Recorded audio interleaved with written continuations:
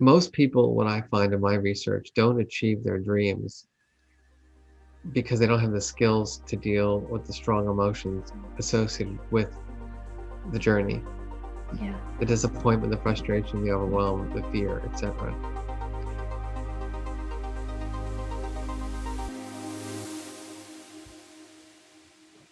Hello, wonderful listeners, and welcome to episode 18 of the Living and Leading with Emotional Intelligence podcast/show. I'm your host, Brittney-Nichole.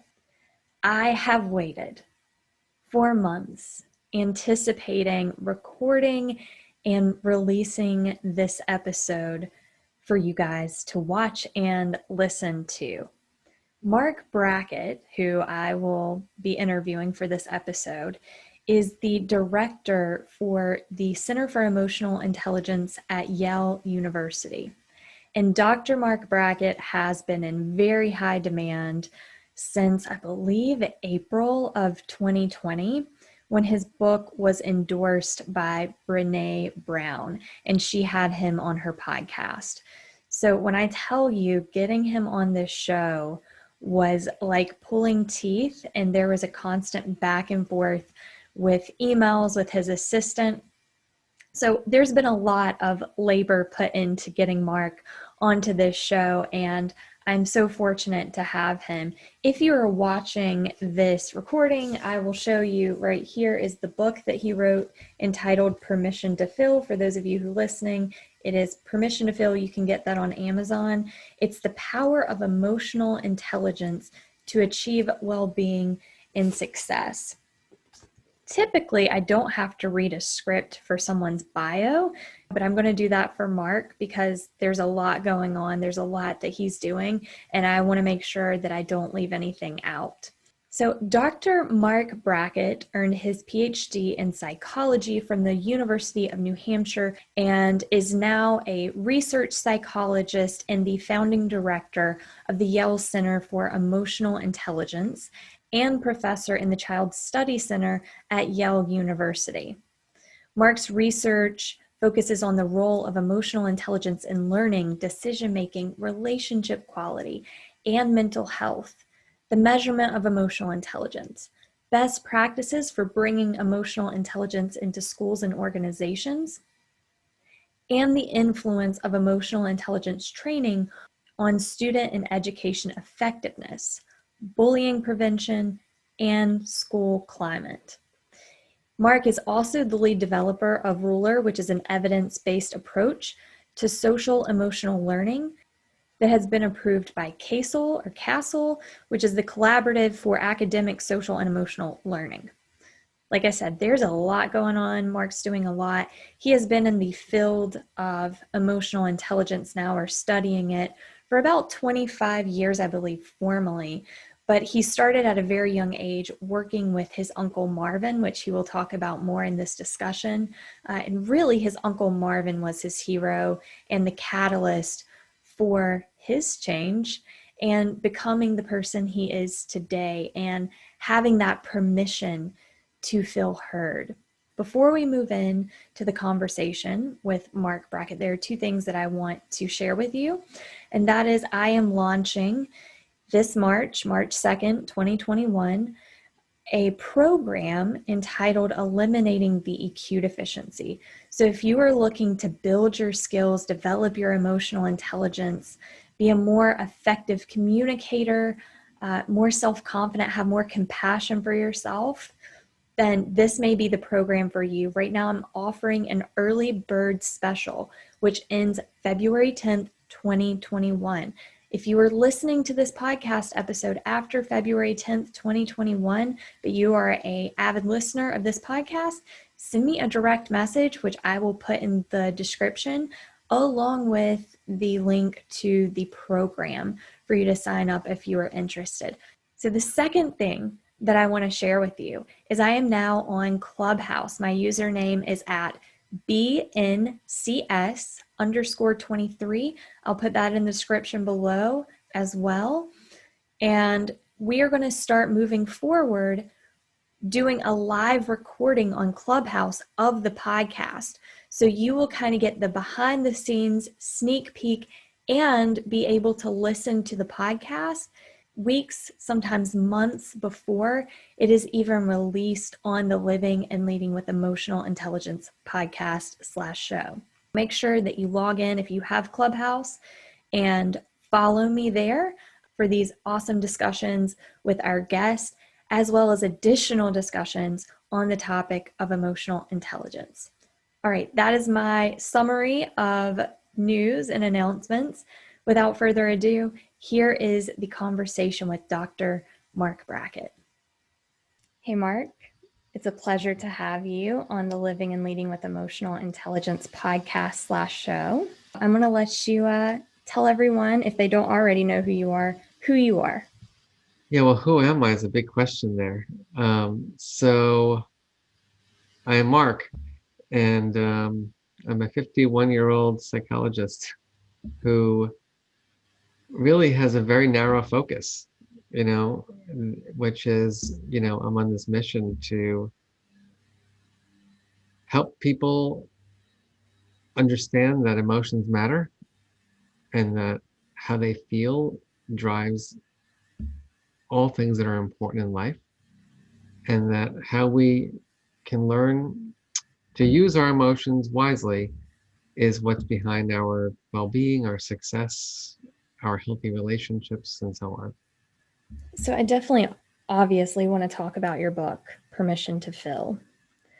But before we do that, so as we're recording this, it's January 7th, 2021.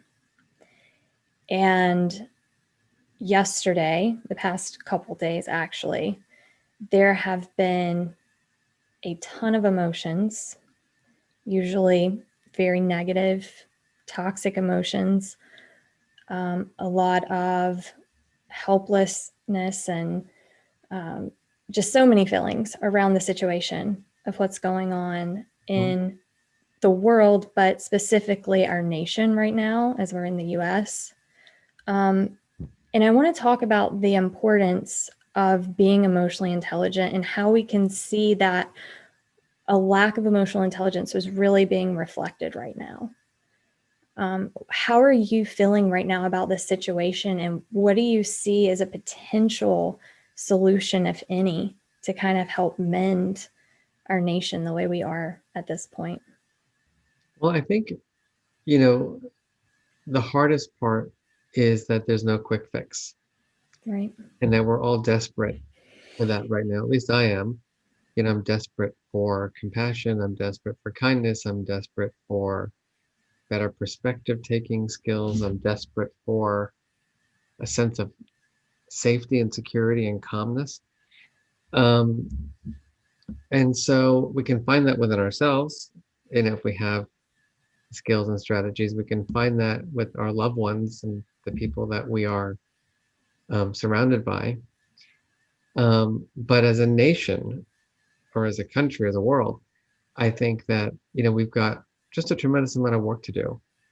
And I just actually did a post this morning on social media, which is like, throw away the toolkits, throw away, the workshops, enough with the activity of the week, because it's not going to get us anywhere. And we know that it hasn't gotten us anywhere, but yet we continue to do it. Yeah. And because it's easy, and we like easy, we don't like effort. Effort, takes too much time. Effort makes us uncomfortable.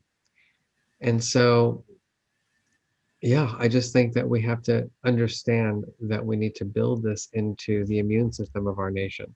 Mm-hmm. Yeah, I completely agree with you. Actually, a year ago today, I started writing my book, The EQ Deficiency. Uh-huh. And one of the chapters is called There's No Quick Fix. Right. And that's so frustrating, being someone who is a coach and a trainer and an advocate for emotional intelligence. So many companies, as soon as they want me to come in for a lunch and learn, and I said, well, are you expecting me to solve a problem with this? And they're like, yeah, we really need to. That's not going to fix it. It's going to inform you. But information is not transformation, right? And I think too, with the state that we're in, with being so stressed and overwhelmed, where do we find the mental space to be still, be present, and put that energy that most of us don't have into developing this skill, Mm-hmm. right? And that's what I love what you're doing in the school systems, working with children that don't have all these, well, I would say don't have all these stressors, but now with social media, we're finding that kids have a lot of stressors these days with, expectations that they feel this pressure from social media. But where do you think people can start? Because reading a book, it gives you that information, but what is something that's applicable that we can easily practice that's not just great in theory? Well, I think, you know, getting started with books is actually quite helpful because you can sit with it. If you read it really, superficially, then no, it's not going to be helpful. But if you sit with it and reflect on it, then I think it can be very helpful because it opens your eyes up to concepts that you may not be familiar with. And so, for me, it starts with the title of my book, which is Permission to Feel, because we do have to give ourselves the permission to have these feelings. Like right now, I'm overwhelmed, I'm anxious, I'm angry, I'm scared. Um, and that's the way I feel. And there's no taking those feelings away from me. Um, and you may be feeling the same or differently. Um, and that's Add okay too. disgust. Add disgust in there for me. All the things Right. that you said, but then disgust. Yeah. And so for every teacher, for every family, like everyone's got these feelings that are there. And we can go through life ignoring them, denying them, suppressing them, repressing them, eating them, cutting them. I mean, the list goes on. Um, for things that are, I want to say easy, you know, it's easy to deny, it's easy to eat your feelings. Um, but yet we know that those, strategies don't lead to well-being and positive relationships and good decision making and health. And so all the strategies that we need to learn um, take effort, time, commitment, and they're different for everybody. I think one of the hardest things for people with regard to developing emotional intelligence skills is that unlike other concepts, there's no criterion of correctness. Mm. So, like what I need to regulate and what you need to regulate is what I need to regulate and what you need to regulate. Just because I think that, going for a long walk or doing power yoga or working out or calling a friend are helpful, it doesn't mean that that's going to be helpful for you. Right. And so, the second piece of my work, as you know from reading, is striving to help everyone become emotion scientists as opposed to emotion judges, right? Curious explorers of their feelings as opposed to harsh, critical judges. Yeah. Get granular and specific with their feelings to not just say, fine, okay, shit, you know, you got to get specific. Is it apprehension or is it fear? Is it overwhelmed or is it anxiety? Is it stressed or is it too much pressure? And then obviously understand where those feelings are coming from. And then importantly, be in places, homes, schools, workplaces, churches, synagogues, wherever, where you can express those feelings openly and authentically, honestly, be heard, and then regulate them and then learn the strategies. I don't know about other cultures because I've lived in the US my entire life. I feel that the US, the society of the US has told us that we should not feel certain emotions, that we should be ashamed of certain emotions, certain thoughts that we have. And so we wear this mask. This is how, this is socially acceptable for me to look and act this way. Hmm. What's odd to me is that while we shouldn't feel certain toxic emotions, enacting those emotions in a way that's very dramatic seems to be something that we gravitate towards. Like it's okay to lash out, but it's not okay to do it to someone's face or XYZ. I just think it's a very interesting model we have here. I know you've spoken all around the world. Do you find that other countries struggle as much with acknowledging their emotions and expressing their emotions the same way that we do? Or do you find some countries are potentially worse off with suppressing those emotions? I think it's the distribution, right? And, there are cultural differences and then there are individual differences within those cultures. But one thing I want to say, just to some of the language that you just mentioned, like toxic emotions, I think I would move away from thinking that way, that emotions are toxic and that some emotions are toxic. I think the way I'd like to think about it is that when you experience certain emotions for a long time and they're really intense, they can become toxic on your system. Right. And that's what sorry, I'm I sure didn't that's what you clarify. meant. I meant the energy, the toxic energy, whenever it manifests. Yeah, All emotions are data. You need to acknowledge all right. of them. But Yeah. yeah, I was going towards And more some of of them are not, when all emotions are there, it's just that they're experiences, and certain ones you don't want to have for too long or too intensely because they're going to take toll on your physical and mental health and relationships. that was one thing I noticed, and I didn't even realize it. You become used to that new normal. I don't know if you are familiar with Bruce Cryer. He used to be the CEO of the HeartMath Institute, Uh-huh.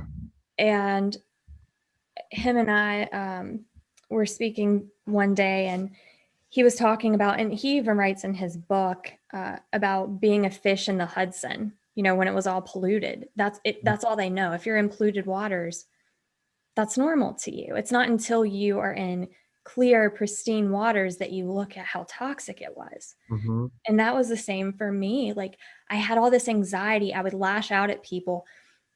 I knew what I was doing, but I didn't care. It made me feel good to make other people as miserable as Mm-hmm. I was. And later, when I tried to mask that and suppress it because I wasn't being accepted socially, then it started to manifest as panic attacks triggered out of nowhere. Like I was driving Mm-hmm. in uptown Charlotte and my vision starts to go. I start to get tunnel vision. My breath starts to get shallow and I thought I was dying. And it happened like every week, just out of the blue. And I said, something's got to change. And that's really when I took a deep dive into Mm-hmm. self-development. But I think people think, and I tell people I don't try to steer them away from medication because I was on medication for a while. I think it helped me get to a point where I could focus and be present and work on myself. But once I got there, I got off my anxiety medicine. I didn't feel like I needed it anymore. Mm-hmm. I was always told you have a chemical imbalance, right? At 15 years old, I was put on anti-anxiety medicine. I wasn't sent to a therapist. I wasn't asked to, regulate anything or taught how to be aware. I was just put on medicine because that was the quick fix. Yep. And I think there needs to be follow-ups to that medication to help you regulate that because our thoughts create that chemical imbalance sometimes, right? It's not Mm-hmm. like it's inherent, like I was told. Maybe for some people, yes, it is. But I think for the majority, and I want your input on this, I think for the majority, our environment and our thoughts have created that chemical imbalance. Yeah, I think it's so complex. And so the people in psychology have moved away from talking about nature and nurture the way we used to. That and no and just really and to really understand, that nurture shapes nature, right?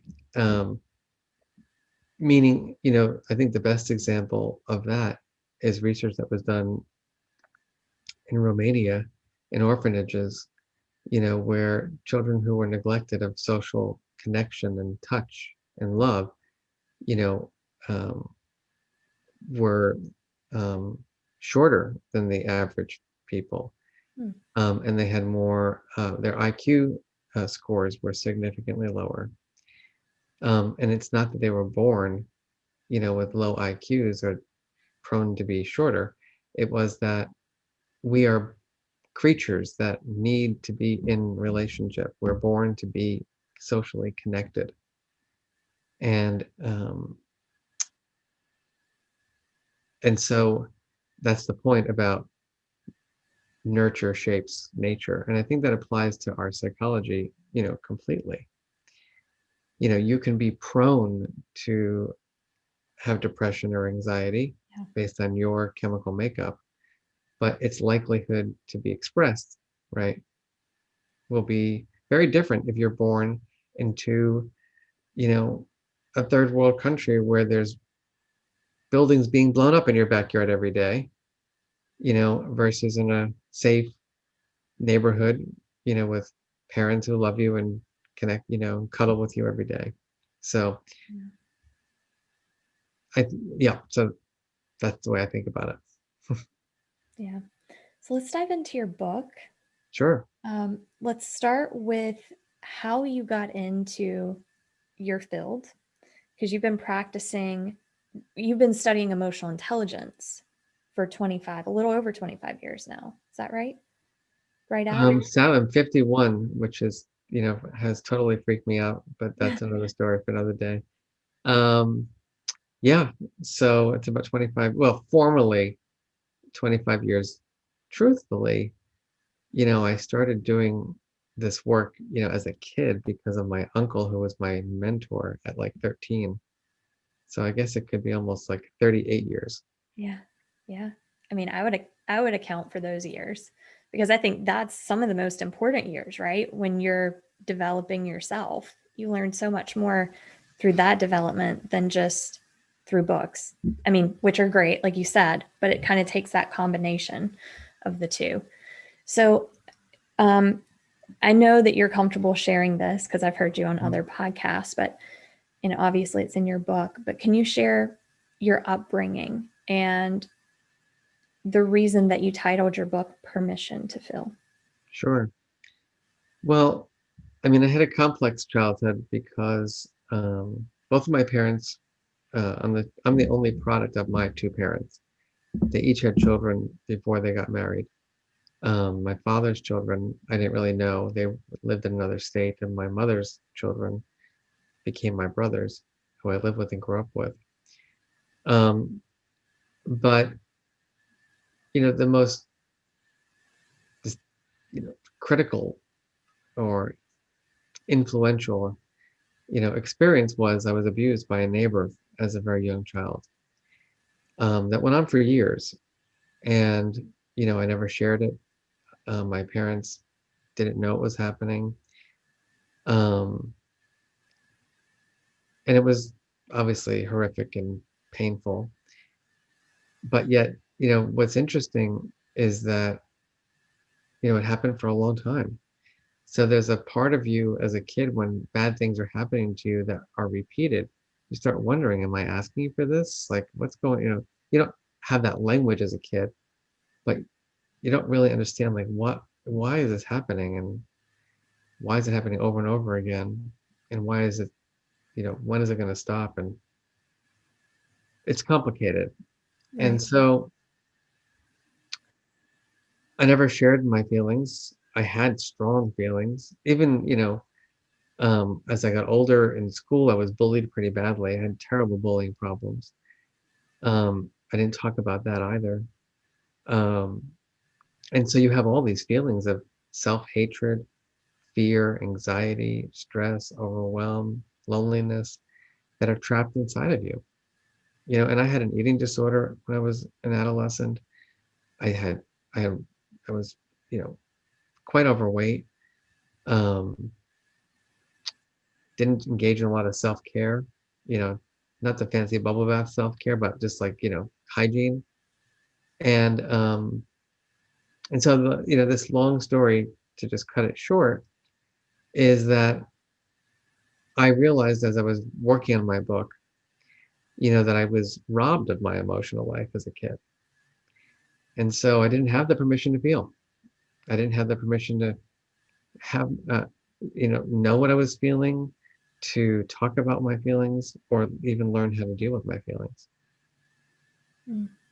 Yeah. And how did your parents react to that?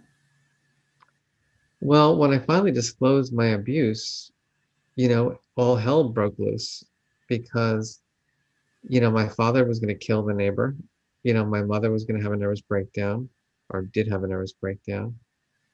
And at that point, my two older brothers were out of the house. So it was, my mother and my older brothers had their own challenges. And so, the neighbor was arrested. And you would think, that people on the street would be supportive of my disclosing, but he had relatives that lived on our street, who were angry that we opened up this abuse, even though they finally, acknowledged they had been abused too. Some of their own children were abused, which is, crazy. Wow. And then, of course, well, not of course, but um, my parents knew to get me into a psychologist, even a psychiatrist. Crazy as that might be, the psychiatrist who I saw was writing a book on molestation and decided to ask my parents if I would go on television with him when his book came out. And so at 12 or 13 years old, I was on public television Oh, talking about my experience, which was the worst thing to do for a child, because then the schools found out about it, the kids in school found out about it. And, basically that was, you know, that was the end for me in terms of, you know, and they gave you no say in the matter? They just kind of threw you I up there mean, like, oh, yeah, I we'll think, do it. to be honest, because, I'm a precocious human being, I think that when the opportunity, I was like, yes, I'm going to do it. But like, you don't ask a 12-year-old, to do it. You just don't let them have the option because they don't know what's best for them in that situation. It's I just mean, and so that led to worse bullying. It led to people not wanting to play with me in school, parents telling their kids to stay away from me. And so it was rough, really, really rough. Um, I've dealt with it, for a lot of years in therapy and building my program and the work that I do. But when I sit with it for too long of a period of time, it does, it brings back that trauma, you sure. know, and And how often, and I couldn't imagine being asked that same question over and over and over again, because I'm sure, like you said, you have to kind of be present and process that feeling, and that's yeah, energy draining. So, how frequently do you disclose this? Because I know you are on a lot of podcasts and have a lot of interviews and do a lot of talks. yeah. Well, I didn't disclose it publicly until I wrote my book. Um, so I didn't, I mean, my brothers and obviously my family, and a few close friends knew my story, but, I just, for whatever reason, decided, when I wrote my book, because people ask me all the time about my motivation, right? Like, why are you doing this work, Mark? And I would talk about my academics, I would talk about the bullying, but I wouldn't go, deeper, into my childhood in terms of that feeling robbed of my emotions. And I just decided that I had to be true. If I'm going to do this, I'm just going to go all the way. Um, and I have to say, I feel the healthiest psychologically. Well, I should say, the year after I wrote my book, I felt fabulous. The last year I felt like shit again, but because I'm not, the type that is really used to working at home, and obviously the pandemic and systemic racism and politics have really taken a toll on all of us. But yeah, so I feel the reason why I feel it's important for me to talk about it is that, objectively, I'm in a very good place. I've reached, some degree of success, and I'm proud of that. But I want to let people know that, I don't come from this like privileged family where like daddy helped, I had a silver spoon, and it was hard work and it was deep work. And it wasn't myself only. I had a million things that helped me get to where I'm at, like my Uncle Marvin, who was my hero, like studying the martial arts, like getting into college and going to college and getting a graduate degree. And, there's a lot of things that came together. Yeah. Um, and my concern, is that those things aren't going to come together for a lot of people, and that we need to make it more deliberate. So tell me a little bit more about, you said you don't feel like that's going to come together for a lot of people. Can you explain what you mean by that? Yeah, I mean, how many people are going to have parents, that, may not know what they're doing with emotions, but at least get you into therapy. Mm. Like they knew that they were smart enough to know, like, get Mark help. Let's just not ignore this or deny this situation. I was blessed. My uncle, my mother's brother, who was my hero in life, was writing a curriculum on feelings, and practicing teaching me those words. And we had rich conversations around them. I was, mesmerized by him. Martial arts, I have a 5th-degree black belt in a martial art called Hapkido. And, like at 14 or so, when I went into martial arts, like my self-esteem was so low. But yet then all of a sudden I got my yellow belt and my blue belt and my red belt. And I was like, yeah, I can block punches and became a teacher of the martial arts, and then college and then graduate school. I've had a lot of opportunity.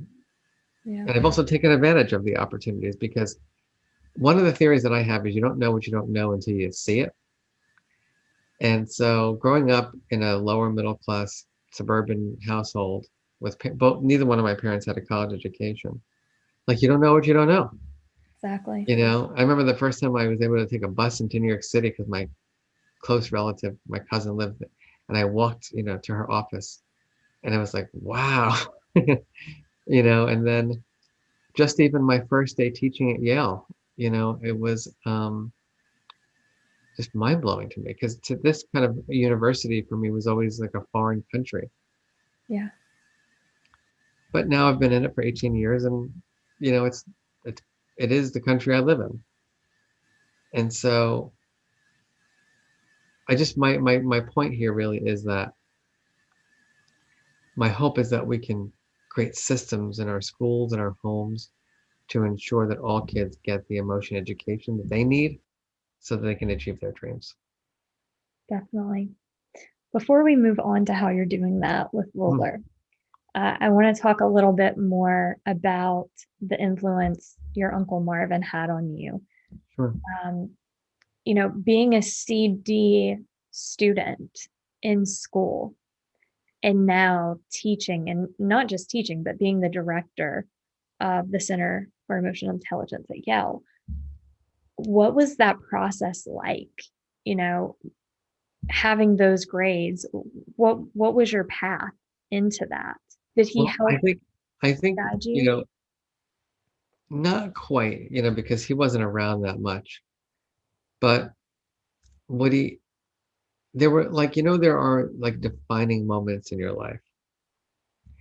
And so one of the defining moments in my life was when my uncle was going to graduate school and he did an IQ test on me. Mm. And I I scored much higher than I thought I would.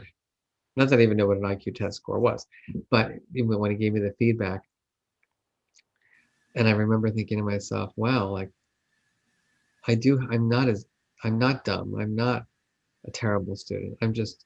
So honestly, that was as I reflect on that now as an adult, um, it's more proof of why emotional intelligence matters, right? Because I'm clearly, I wouldn't be in my job if I wasn't smart, right? Like I have to, I'm not, this is not a time for me to have hubris, but like it's hard work to run a center, and you got to have complex problem solving skills, and you got to learn how to write papers and blah, blah, blah, blah, blah. It takes cognitive ability to do that. Yeah. And I'm lucky that I got it, but it wasn't expressed, for much of my childhood. It was it was dormant, it was repressed, it was buried, um, not for any other reason than the fact that my emotion system was amok, right? It was just stressed out, overwhelmed, scared, lonely. You can't concentrate. It's hard to remember things. Go Yeah. figure. Yeah. Which is why it's so important.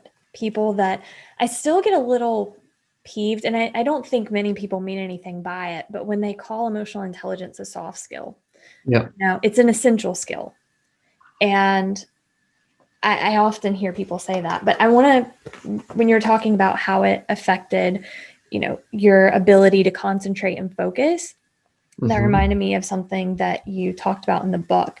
So you said that you've championed 5 areas where our feelings matter most.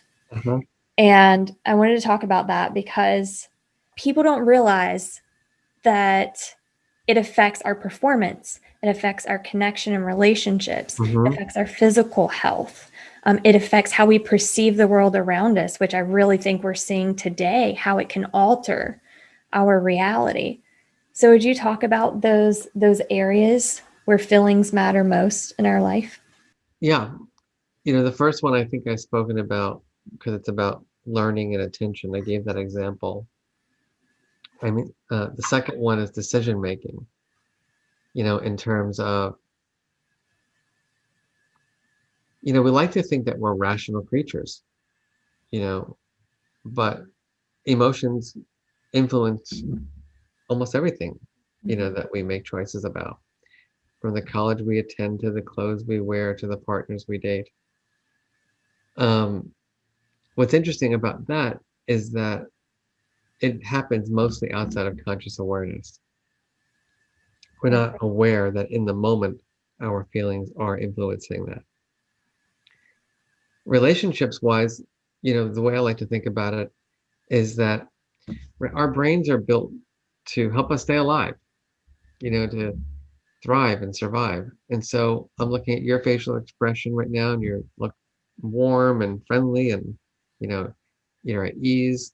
So that says, okay, Mark, like, this is safe, this is comfortable. If you were like furrowing your eyebrows, and you know that your nose was kind of in that upward way, and Looking you're at you like you're crazy. you're growling, it would be like, oh shit, I'm in trouble here. Um, and so I think that we have to be aware of that, in such that how we feel on the inside and how we perceive other people on the outside drives much of our interaction. Mhm. The fourth, mental and physical health, I mean, it's just obvious, in terms of the more, like you were saying, stronger, unpleasant emotions without regulating them effectively becomes toxic, and it influences your health and wellness, creativity, performance. You know, Interestingly enough, um, most people, what I find in my research, don't achieve their dreams because they don't have the skills to deal with the strong emotions associated with the journey, Yeah. the disappointment, the frustration, the overwhelm, the fear, etc. And so that's why, that chapter in my book, chapter 2, I think is the heart of the work, because it shows the evidence, not Mark's opinion. It's all evidence for Yeah. why emotions matter. And you've written what, 100 plus papers? Is that Hmm. accurate to say? Probably about 150 or so articles. Yeah. That's mind blowing to me. So in September, I get, yeah, the I first have a week big team, remember, they help. of that's true. That's true. I started to go for my master's around the end of August, early September, and I started with it was like an intro to research, right? And I was dissecting all of these research papers and having to do, you know, um, a review of all of them. And I was like, oh my gosh, I could not, it's a different language. It It's a is. completely different language. And unfortunately, that same week that I started, 6 of my family members got COVID. Oh, 2 of them got hospitalized and unfortunately passed away. oh my So goodness. Sorry about I that. dropped that semester, and I'm kind of glad that I did looking back, because I think that would have been too much for me to take on while, doing my business too. It would have been emotionally overwhelming for me. Still something I want to do in the future, Sure. but it was an insight into how intense research is. So the fact that you've written so many papers, even with a team, is pretty Well, I'm amazing. also, remember, I've had 20 something years doing this, so 6 or 7 a year. Well, still, I'm impressed personally. Appreciate I that. know it becomes routine for you, but from an outsider looking in, that's pretty amazing. So let's talk about ruler, because I think Sure. that is extremely important. And this is what you're not only implementing this in school systems. You have what, 2,000 We're plus? almost up to 3,000 now. Oh wow, that's awesome. Now, and you're expanding And outside. actually, you're in Charlotte, North Carolina. Yes. Yeah, so Charlotte, Mecklenburg, right? Yeah. Those schools have adopted ruler. Oh my God, that's awesome. That is so cool. I'm super pumped now. I'm really excited. Okay, cool. So tell us about it. And you use this with executives too. Like it's not just school systems, right? You use this across the board. It's different because obviously, curriculum is different than management, but it's the same skills, Right. right? Right. We have a company called OG Life Lab, OJI Life Lab, where we do training for companies and coaching for companies. And then Ruler is our school-based program that's built out of Yale. Um, and the key for this is something I said earlier, which is Ruler is not, you know, a lesson plan. It's not, a Thursdays at 3 o'clock sitting in a circle talking about your feelings. It's a systemic approach, meaning that it's about how superintendents and principals use emotional intelligence to be better managers and build relationships with their teams and create safe learning work environments. It's about how principals run schools. It's about how teachers teach and how students learn. And so that was a process. When I was working with my uncle back in 20 years ago, we built, a middle school program, but that failed because not everybody was Uncle Marvin, right? Yeah. And so a lot of the adults who were working, with the program, they weren't comfortable with the words, they weren't comfortable with the lessons. They don't want to talk about anxiety and fear and despair. And so we realized that we had to work with the adults first. Yeah. Because And you that have to be really, emotionally intelligent to teach emotional intelligence to some exactly, extent. you can't, Yeah. right. Yeah. And now it's a systemic model. So the 4 areas of Ruler, it's about getting people's mindsets in the space of emotional intelligence. It's about developing the skills. It's about culture and climate and policies. Um, and so that those 4 areas: mindset, skills, culture, climate, and policies. Yeah, that's amazing. And then you also have, and I see it behind you as well on the wall. Oh, my blue meter? Yeah. Yeah, the quadrants. And that's so important, especially managing our energy as well, right? Because we have energy drainers and we have energy renewers, and we kind of have to balance that out. If we're depleted of our energy, like we're talking about before, how can you be present and be aware and regulate? Because that takes energy, so you have to No, realize what renews your energy. And as you were saying before, what works for me may not work for you. I may need to go punch a punching bag and, get that energy out that way by listening to heavy metal, while someone else may need a bubble bath and some candles, right. different for everyone. Yep. And so I think that's the hardest part of all the work, emotion regulation, Mm-hmm. because like you're saying, it requires energy, it requires effort, it requires, for example, I think I'm doing okay on this podcast today, but like I'm physically drained from yesterday.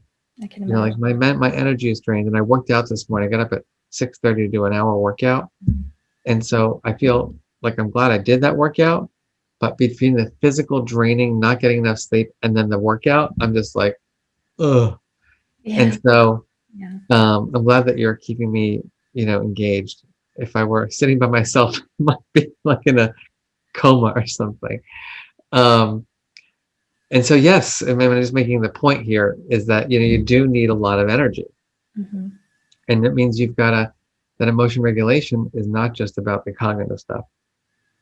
Mm-hmm.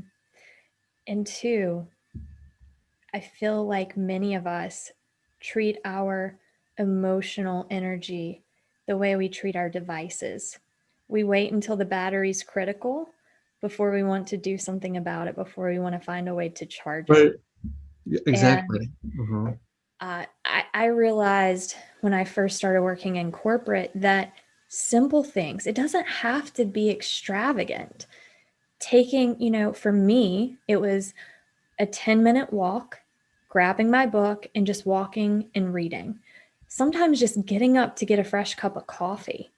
Those little things add up, and people shouldn't dismiss that because just as small things drain your energy that run under your radar, small things can actually renew your energy. Completely. I think Yeah, that's that's so. why for me, self-care oftentimes is a trigger because it looks as if it's only for people who have lots of money, who go on vacations or get massages or expensive bubble baths stuff. But self-care is like for me, it's like shutting my computer down by 9 o'clock at night, which is still too late. It's in the middle of the day, closing my computer and taking a 5-minute walk outside and just looking at the sun or the sky. Yeah. And so I think we need to just educate people more on all the different aspects of emotion management Hmm. such that they can apply those aspects to their lives. Yeah. It's unfortunate that people are so focused on what seems to be mainly negative and what someone else has. There's so much envy, there's jealousy, there's all these things because social media portrays this very unrealistic Mhm. view of each individual. And we only put out there what we want people to see for most people. Now, some people are very authentic, but for most of us, and I think that leads to more unpleasant emotions because we feel we're not measuring up.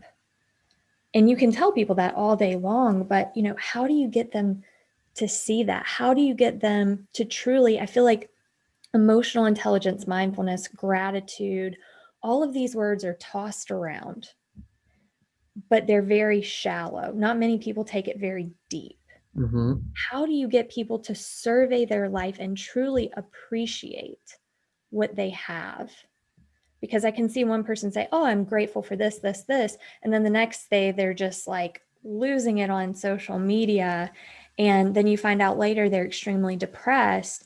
And again, while these emotions are normal to feel, or I wouldn't say normal is not the right word, um, we feel these emotions, but it doesn't seem to be coherent with what they are saying and doing. Does that make sense? Did I make any sense with that? It does. Um, How do you get people to dive a little bit deeper is what I'm asking, instead of putting on that mask to truly appreciate, to truly feel gratification, compassion. I think that's the hardest work. So you're coming up against what I think is is the problem, is that we are programmed to want immediate gratification. And so because of that programming, we're looking for the immediate reward, which is why the extra alcoholic beverage, right, Mm-hmm. is tempting.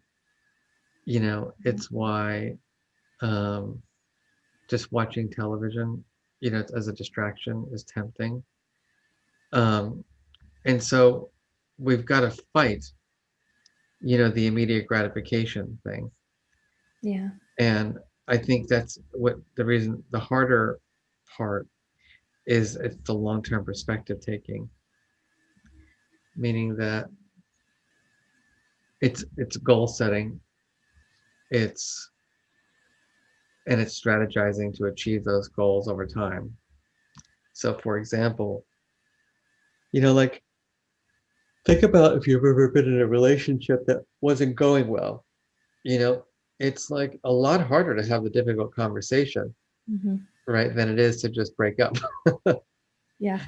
Yeah. or hold a grudge. Yeah.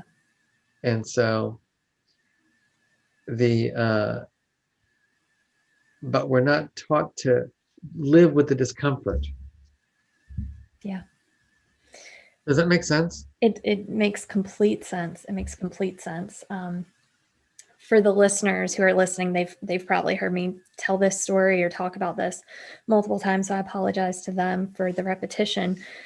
But it makes me think of a situation. I was volunteering at a conference here in Charlotte called EmpowerCon, and it was all about diversity and inclusion and bringing awareness. And this gentleman, he was overhearing a conversation that they had the night before for some of the panelists, and he decided that he wanted to come attend. And so we were in a discussion about gender equality in the workplace.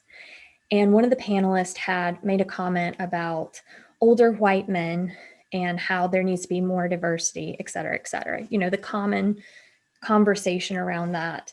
And because he was an older white man, he personally took offense to that.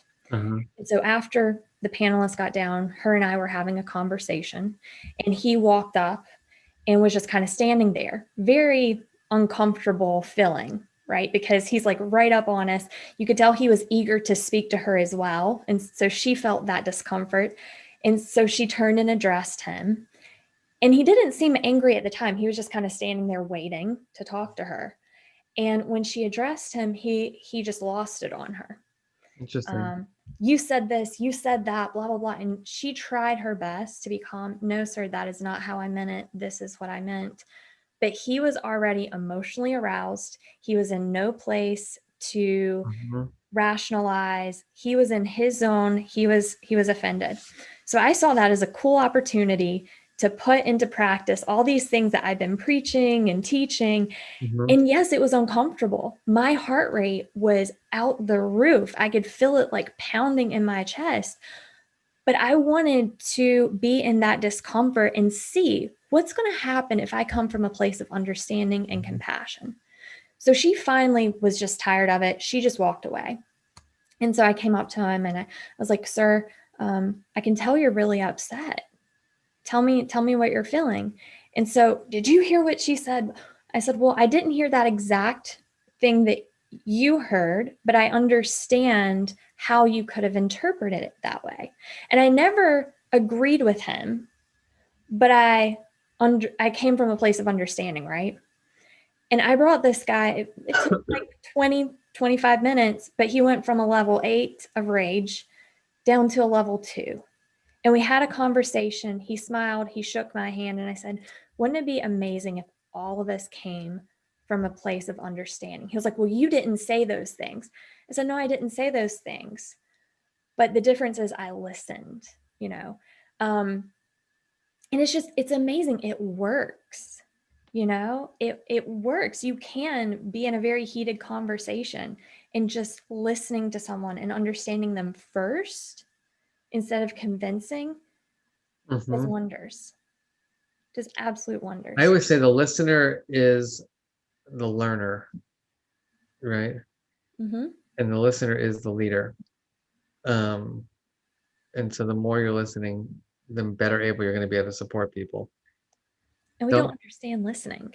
That's the problem. We don't understand. You need to listen. Well, what does that mean? People don't understand what true listening means.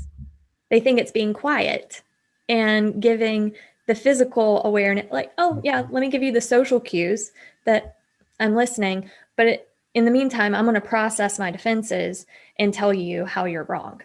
Yeah. You know?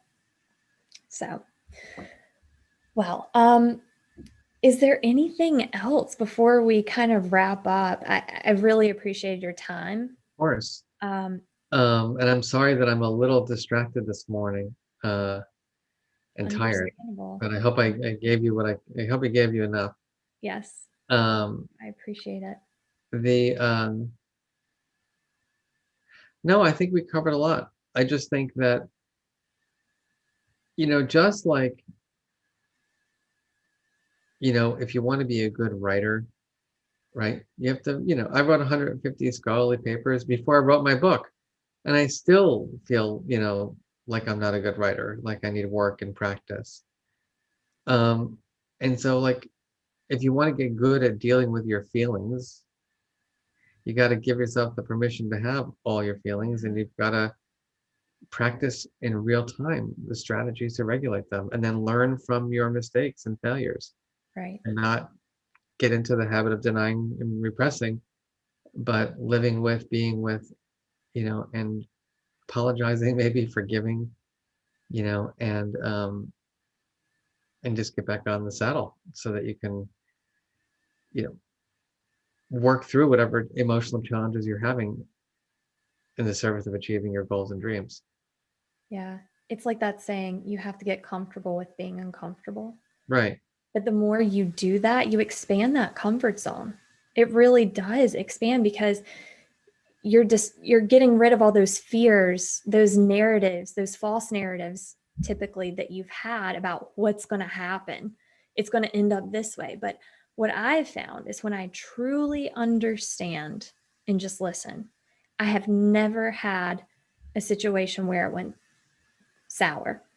And if they did project onto me, I realized this is projection.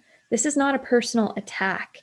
And I Mhm. think that's another thing when you're compassionate, you set the ego aside and realize it's not about me. This is their feeling, this is their emotion. And behind that emotion is an underlying need. And that's what I need to be curious about. That's when you put on your detective hat, right? And say, what can I learn from what they're telling me? What is behind this? And help them figure it out too sometimes, right? Um, so, yeah, good stuff. Good stuff.